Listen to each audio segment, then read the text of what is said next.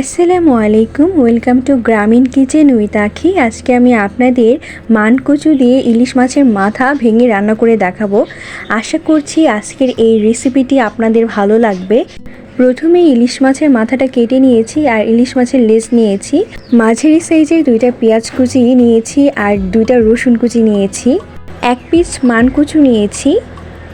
কচুটা গ্রাম থেকে আমার নানু পাঠিয়েছে আর আমাদের গ্রামে এই কচুকে ফ্যান বলা হয়। আপনাদের গ্রামে এই কচুকে কী বলা হয় অবশ্যই কমেন্টে জানাবেন। কচুটা এখন আমি ছিলে কেটে নেব।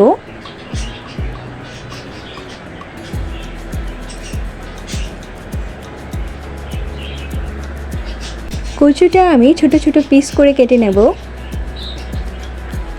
কাটা হয়ে গিয়েছে, এখন কচুটা আমি হালকা কুসুম গরম পানি দিয়ে ধুয়ে নিব। ধোয়া হয়ে গেলে কচুটা আমি 10 থেকে 15 মিনিটের জন্য সেদ্ধ করে নেব।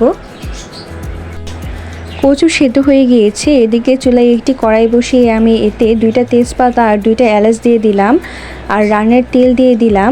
এলাচ তেজপাতা একটু ভাজা হয়ে এলে এতে আমি রসুন কুচি দিয়ে দিলাম, পেঁয়াজ কুচি দিয়ে দিলাম। এখন পেঁয়াজ আর রসুনটা আমি ভেজে নেব।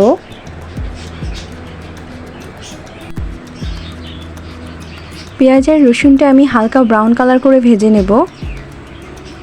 ভাজা হয়ে গিয়েছে, এ পর্যায়ে সামান্য একটু পানি দিয়ে দিলাম। 1 চা চামচ রসুন বাটা দিয়ে দিলাম, 1 চা চামচ আদা বাটা দিয়ে দিলাম,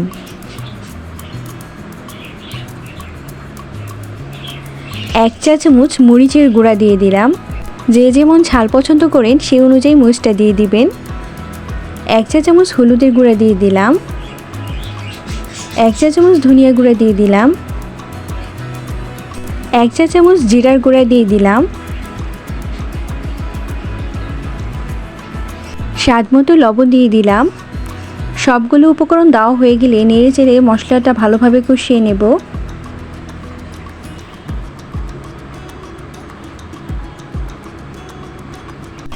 মশলা কষানো হয়ে গিয়েছে, উপরে তেল ভেসে এসেছে। এ পর্যায়ে আমি ধুয়ে রাখা ইলিশ মাছের মাথা ও লেজাটা দিয়ে দিব।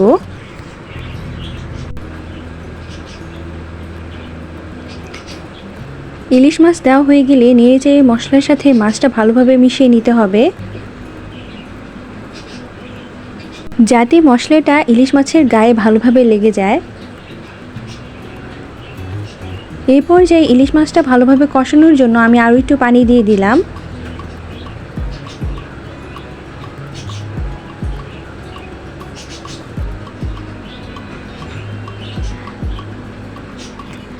চুলার আঁচ মিডিয়ামে রেখে নেড়ে চেড়ে মাছটা ভালোভাবে কষিয়ে নেব।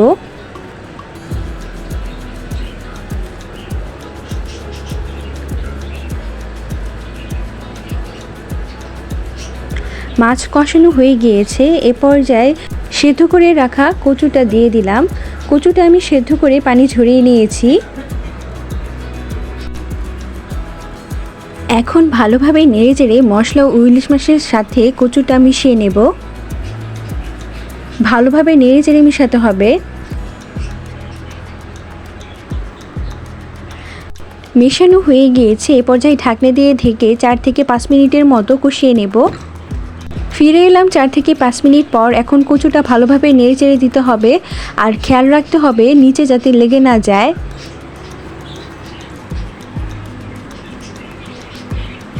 নাড়া দেওয়া হয়ে গেলে এতে আমি 2 কাপ পরিমাণ পানি দিয়ে দিলাম।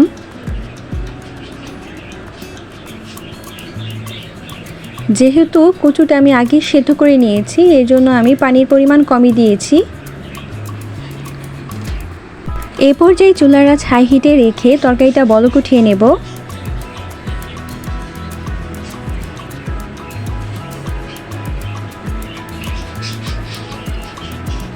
তরকারি বলক উঠে গিয়েছে, এখন ঢাকনা দিয়ে ঢেকে দেব 6 থেকে 7 মিনিটের জন্য। ফিরে এলাম 6 থেকে 7 মিনিট পর। কচু ভালোভাবে সেদ্ধ হয়ে গিয়েছে আর তরকারিটাও হয়ে গিয়েছে, এখন নামিয়ে নেব। আপনাদের সুবিধার্থে তরকারিটা পরিবেশন করে দেখাচ্ছি, দেখুন কতটা সুন্দর হয়েছে। আশা করি এভাবে রান্না করলে সবাই অনেক বেশি পছন্দ করবে। বাসায় একবার হলেও এভাবে মানকচু রান্না করে দেখবেন, আশা করছি ভালো লাগবে। ভিডিওটি ভালো লাগলে আমার চ্যানেলটা সাবস্ক্রাইব করে পাশে থাকা বেল আইকনটি বাজিয়ে দেবেন। আর ভিডিওটি বেশি বেশি শেয়ার করবেন বন্ধুবান্ধব ও আত্মীয় স্বজনের সাথে। আজকের মতো এখানেই বিদায় নিচ্ছি। দেখা হবে নতুন কোনো ভিডিওতে নতুন কোনো রেসিপি নিয়ে। আল্লাহ হাফেজ।